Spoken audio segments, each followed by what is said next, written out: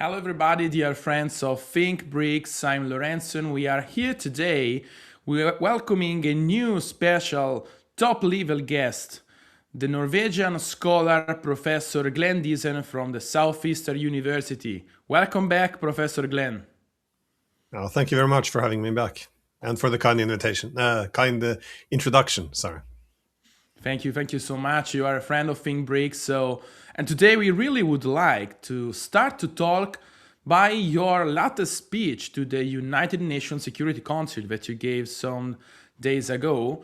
And you have talked about a kind of informative dimension, telling that the West, collective West, is not only spreading misinformation, but is shaping the escalation all around. What's in your opinion? Could you expand how this dimension in the context of the info warfare is going on differently between the Western countries, the Global South and the BRICS countries?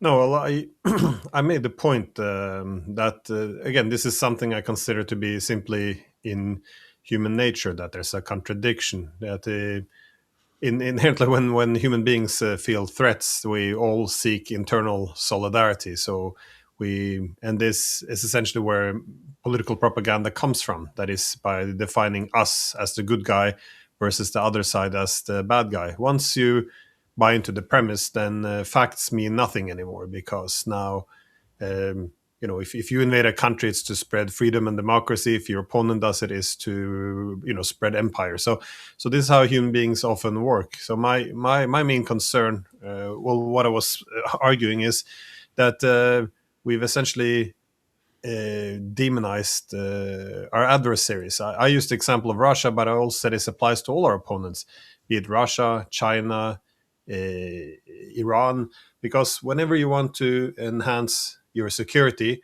competition, what you want to do is recognize mutual security concerns in order to reduce this mutual conflict.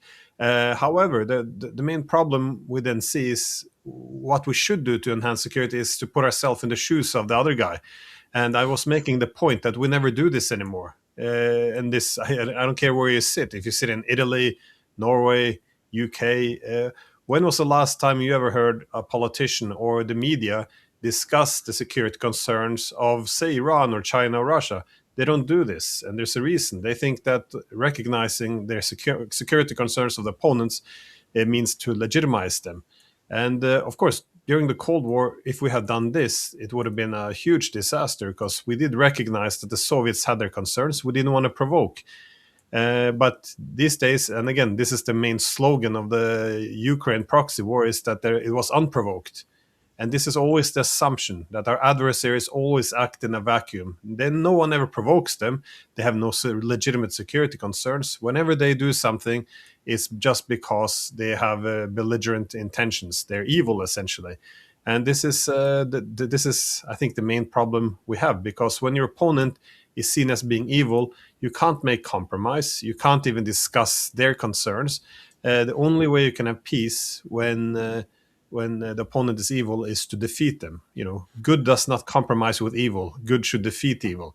And this is the logic. This is why every time we go to war, we're fighting some reincarnation of Hitler. This is just like Hitler, because then diplomacy is appeasement, and victory means that you defeat them. So, no, this was my main point. And just as a last comment, I built it all on Walter Lippmann, because he was one of the first academics or scholars on writing on theories on political propaganda more than a century ago, and he took the lessons from the First World War when he worked for the American administration.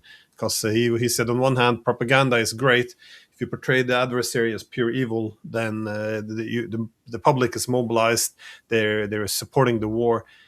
However, when it's time to make peace, it's impossible, because how can you tell your opponent, how can you tell the public that it's time to make peace with what is pure evil, when any peace just gives them time to rebuild and strengthen and then go on the prowl again? So no, I think we have a massive propaganda problem in the West now.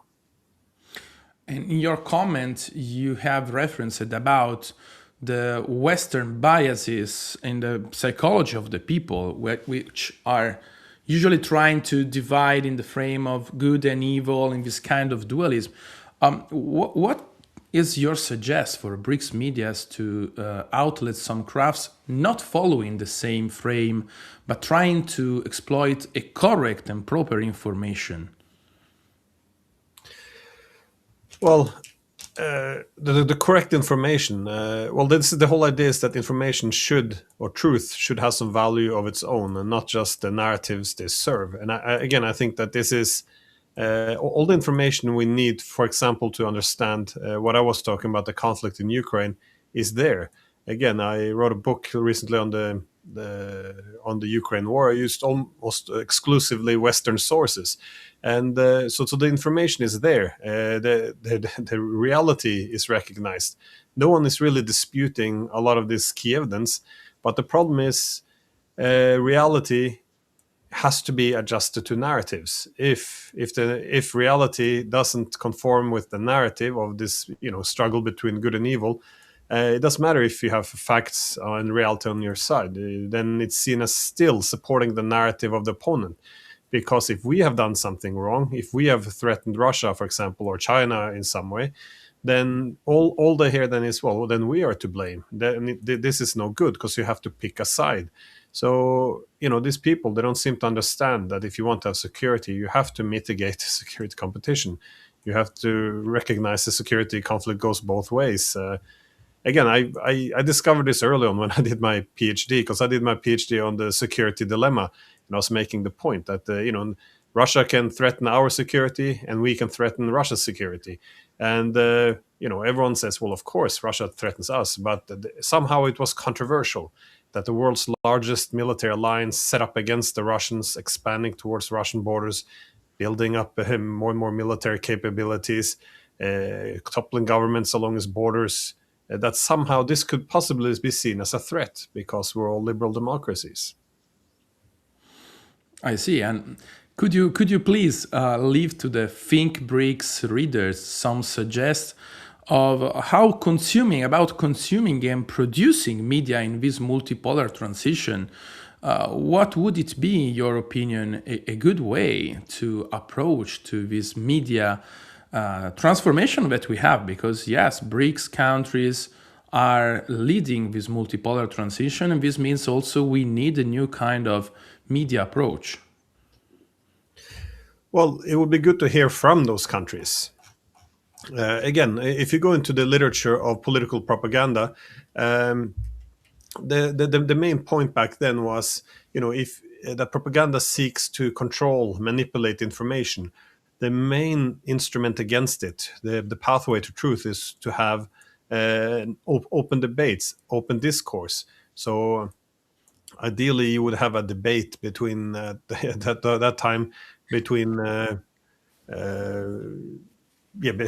between presidents of each country. Today, for example, I would like to see a debate between Putin or Trump or the NATO Secretary General and Xi Jinping or something. This is what you want to hear. The worst, one of the tools of propaganda is to suggest that the speech of the opponent is dangerous, that we have to shield ourselves from it. So when Western leaders say we have to counter propaganda of our adversaries, what they mean is censorship. And you don't get to hear their arguments. I mean, even during the Cold War, we're allowed to know what Moscow was arguing. We're not allowed to anymore. And this is the main problem. Propaganda is fought by having an open debate, not by shutting it down. So I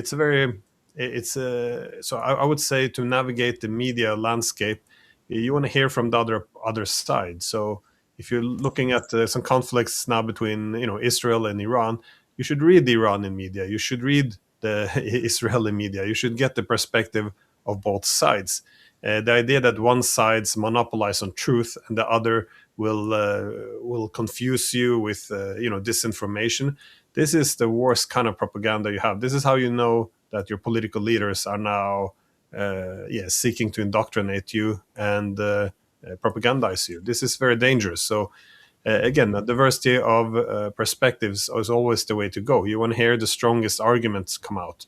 So no, I'm very pessimistic about what I'm seeing in Europe.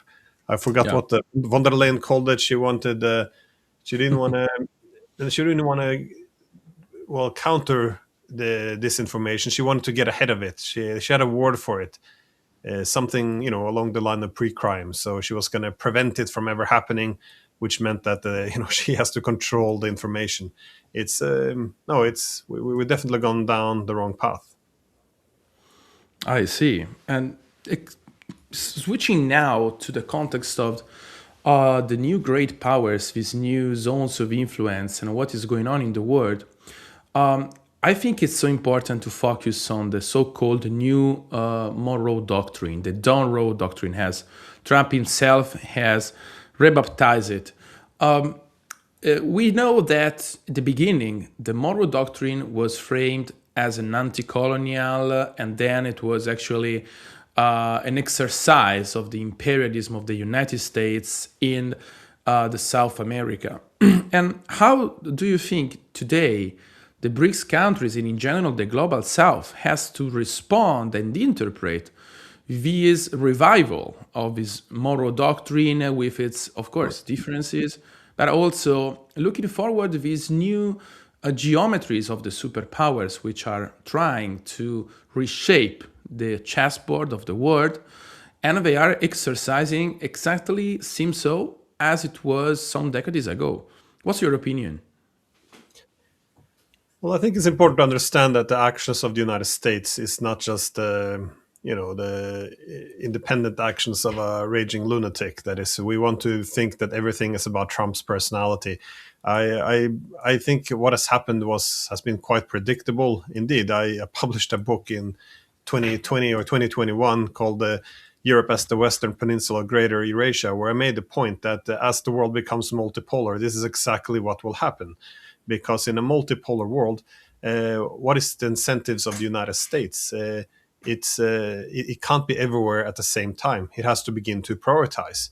So what should America prioritize? And its national security strategy has been quite clear. It wants to dominate its own backyard, which is the Western Hemisphere. This is the rise of the so-called Donroe Doctrine that the US should reign supreme in the Western Hemisphere. And of course, the second priority is that it should try to contain. It should be in East Asia because it has to contain China, which is its peer competitor. And this is a huge shift for the Americans because over the past 80 years, and well, we can go beyond that, the Europeans have been the main either allies or the main strategic focus of the United States. Now suddenly Europe becomes a distant third. And for this reason, if you want to pivot to the Western Hemisphere or pivot to East Asia, you have to pivot away from somewhere. And that somewhere is Europe. So not only is Europe threatening to pin down a lot of American resources and focus, but it's also by being in Europe, they're also pushing Russia closer to China, which is its peer rival. So nothing about being in Europe makes any sense at all. So it was very predictable that as the world becomes more multipolar, the transatlantic partnership will begin to fragment. And this has profound complications or implications for the Europeans because Europe has based its entire security on America for the past 80 years. And, it has some good things. It's, for example, the Americans have been the main pacifier for the Europeans. This is why we don't end up in so many conflicts with each other, because the Americans kind of have this clear leadership role in Europe. So this is kind of the way I think about, for example, issues like the Greenland and the Donroe Doctrine, because how do you then make sense of what the Americans are doing? Well, first thing they did was go after Panama. They wanted Panama to push out the Chinese and give special concessions to America. Well, why not? This is what the Americans essentially did. This is when was it 1903 or 1905 they pushed for the Panama secession from Colombia in order to claim sovereignty over the territory, which is now the Panama Canal. This is what links the Atlantic to the Pacific. So this has to be under American control. This was source of its rise. It wants it back. Also, it wants to have some control over the Pacific and Atlantic. These are the two great oceans which protect the United States. So in 1867, the Americans bought Alaska, and well, some pressure involved as well, of course. And this was then to control the western side of the United States. And on the eastern side, on the same year in 1867, they proposed purchasing Greenland from Denmark. So it did make sense. Of course, in those days, they were worried about the British Empire. During the Cold War, they were worried about the Soviets. Now they're worried about the multipolarity, that is China, Russia, and others. But again, they have a long history of this. They wanted to. They suggested land swaps in 1910. Greenland actually came under U.S. control during the Second World War as Denmark was occupied, and the Americans realized how important it was. They even referred to the Monroe Doctrine to control Greenland then. And then when they handed it back to the Danes, they offered again to buy Greenland in 1946. The Danes didn't want to, so instead they had base rights, signed the agreement in 1951. Here's the problem. That is, all of this has worked very well since the base rights in 1951. It's been how many years is this? 75 years. And it has worked. So the question is, well, why not just continue to lease from the Europeans? Well, if you recognize that the world is becoming multipolar, if you recognize that America will pivot away from the Europeans, and if the Europeans ever hope to be relevant again, that is to have economic prosperity and something that seems like geopolitical relevance, they have to start diversifying their ties. That's how you adjust to multipolarity. So trade with the Chinese, trade with the Russians, and begin to have some, spine and independence. Well, if this is the case, the Americans can't rely on access forever. So I say it makes a lot of sense for the Americans to try to take Greenland. I don't like it. I don't want it. I think the Europeans and the Russians should resist it.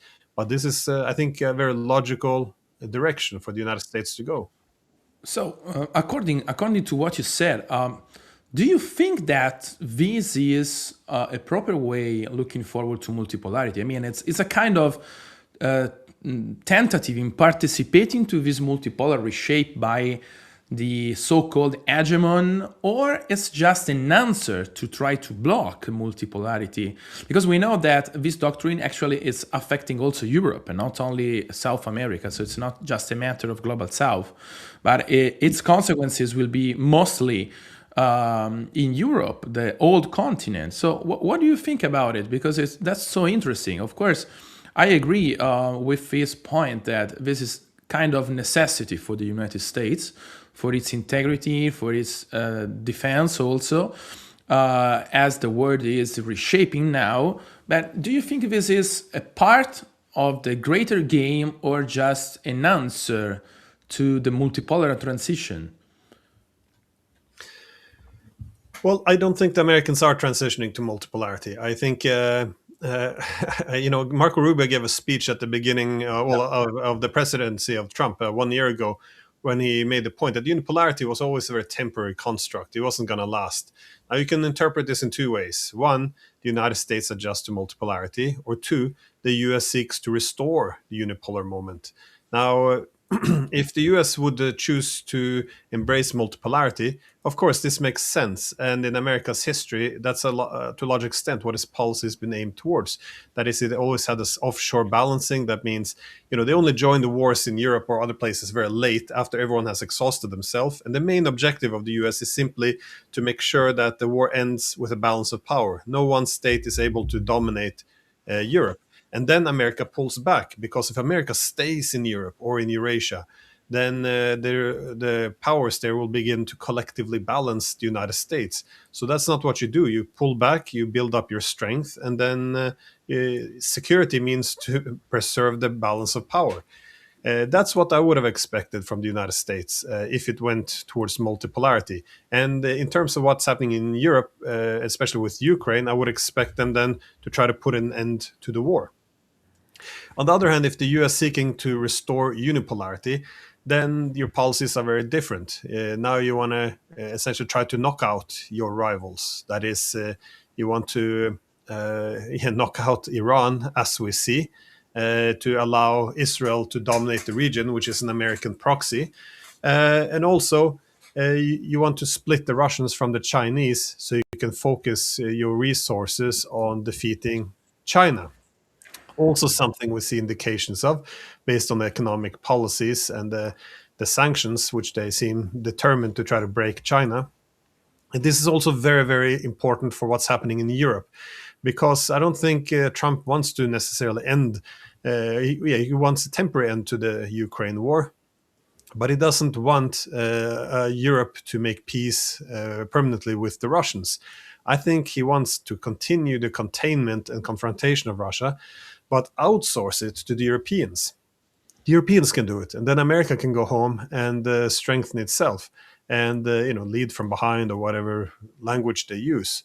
And I think this was quite evident now, because 1 year later, our dearest Marco Rubio is back, and he gave this speech at the Munich Security Conference, and he was arguing as well, like Europe, you had all this great 500 years of dominance, but then after World War II, because of communism and decolonialism, the decolonization was some communist plot who robbed you of your empires. We have to restore our greatness, and we shouldn't be apologetic about it. This is the main idea.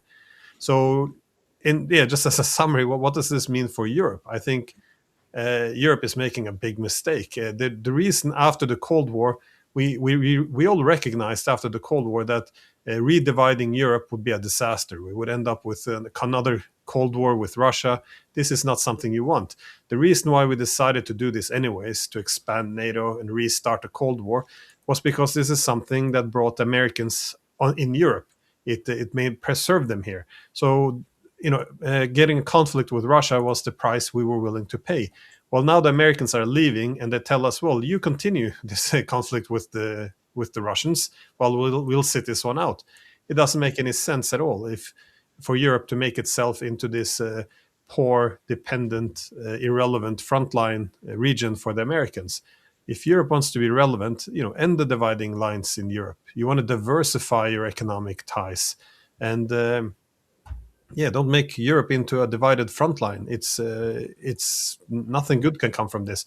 We'll make ourselves only more dependent, and thus we have to be more obedient, both politically and economically. So, no, I think this is a key question, which is why I say no one's adjusting to multipolarity. We're all, including the Europeans, trying to restore unipolarity. This is why we want to defeat the Russians, by the way. If we defeat the Russians, the Americans will stay here, stand behind us. We'll have a powerful Ukrainian army as a shield in front of us, and you'll have a weakened, obedient Russia. This is the idea. When Russia wins, America will pull away, and Ukraine will not function as a shield anymore against the Russians. So this is what the Europeans are fighting for. That is to preserve the unipolar moment, as opposed to adjusting to multipolarity. And just to close the circle, and mentioning again your speech to the UN, that's a matter of framing. The name Donroe Doctrine itself, it's a kind of media construct, and that's so important. How, in your opinion, is now important, how much is important in the global south, but also Europe that we mentioned, this informative dimension about this new doctrine, about this tentative of restoring unipolarity, which by some of the players is read as something new, by others it's just a revival, as we said, of the old doctrine. But on the other side, we see that we are facing something completely different, because the other superpowers are not answering as some people were expecting. And so we have to look forward for the future, which is very important in the psychological mindset of people, because as they will draw this frame, as we will be able to understand what is going on and be ready also to react in time or not. Yeah, well, let me just first say that the funniest thing with the Europeans now, once they saw Trump coming along and essentially readjusting, because the US has exhausted itself. It can't continue down this path. It can't be everywhere at the same time. It has to adjust to, multipolarity is not a policy, it's a reality. You have to adjust to reality if you want to thrive. And that's what the US is doing. the Europeans now, well, what's amusing to me is they keep saying, "Oh, well, we used to have rules. It's power didn't dictate things. We had rules." Uh, but what happened? Because the past 30 years we had this there's rules based order. Well, that's nonsense. There was power always dominated. Power always dictated. The only problem was that after the Cold War, the power distribution was that of a collective hegemony of the West. So what were the rules? Well, the rules were we could do as we want, but of course we dressed it up in values. So if you want to interfere or topple other governments, you call it democracy promotions, even though often that this meant toppling democracies. We talk about humanitarian interventions when we want to go to war. We have different language for everything, but essentially the whole world was the West's sphere of influence. We had a final say in everything. And this is what the Canadian Prime Minister said as well in Davos. He made the point, Carney, that well, we have to be honest. The rules-based international order, it was a fraud. The rules we came with, it all depended on the situation. So if you say, oh, territorial integrity, or do you have self-determination of people? If you go in Kosovo, then we say, well, of course, they have to be self-determination because we want Kosovo to secede. If it's Crimea, well, territorial integrity because we don't want it to go to Russia. So there's no rules. It was all power, and this is what has been falling apart. And but again, I think at least the Americans, they recognize how the world is shifting. And even Marco Rubio once made a point during the negotiations that why won't you condemn Russia now, right before they're going into negotiations. He was making the point that just condemning the adversary, it can prevent peace. You want to actually be able to recognize their concerns, not just condemn. Even Henry Kissinger, I think, said this back in 2014. He said that the demonization of Putin is not a strategy; it's an excuse for not having one, something along those lines. And that's what you do. This whole idea that you just moralize and demonize everyone, that this is somehow what makes you virtuous. No, it's not. This prevents you from dealing with the other side, and it prevents you from reaching a mutually acceptable peace. I mean, the way we talk about world leaders today, this was unheard of. Imagine during the Cold War, you spoke respectfully about even Stalin. These days, all adversaries are just human garbage and filth, and we can't talk in any civilized manner anymore. This whole death of civility, I think, is underestimated. I have a last question, Professor Glenn. You showed us how we are transitioning from the rules-based order to the force, to the power-based order, as something that we could imagine before the 20th century, but here we are again. So do you think that the BRICS countries, and most in general the Global South, should try to exercise a counter force by the legal way, or as a power, a collective power going against this revival of the hegemon? Well, I think BRICS, it should be anti-hegemonic. It should oppose hegemony. It doesn't mean that it doesn't have to be anti-American. It has to be anti-hegemonic.